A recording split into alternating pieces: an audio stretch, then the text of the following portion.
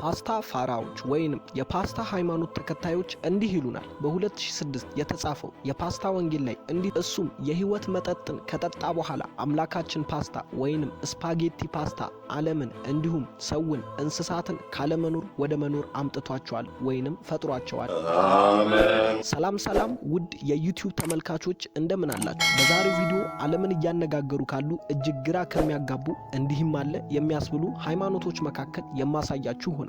አብራችሁን ቆዩ።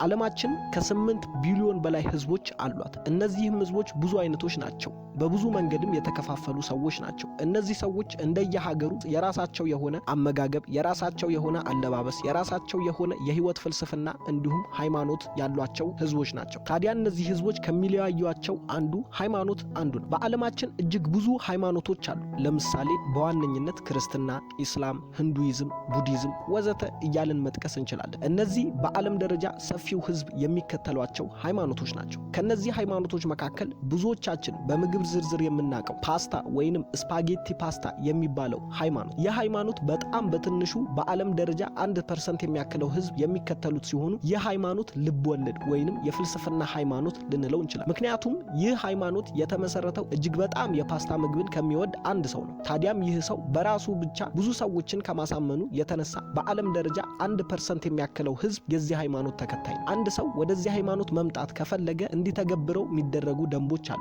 ለምሳሌ በጭንቅላቶቹ ላይ የፓስታ ማጥለያ ማድረግ፣ ፈጽሞ የፓስታን ምግብ አለመብላት፣ ሁሌም ጧት የፓስታ ምግብን መስራት፣ ከዚያ በሱ ላይ ጸሎት ማድረግ፣ ከዚያ መድፋት። ይህ ሃይማኖት ቅድም እንዳልኳችሁ አስተምህሮቱ አንድና አንድ ነው። እሱም የህይወት መጠጥን ከጠጣ በኋላ ይህን ዓለም ፈጠረ ብለው ያስተምራል። ግን ይህ ሃይማኖት በፍርድ ቤት ክርክር ላይ ያለ ግራ የሚያጋባ ሃይማኖት።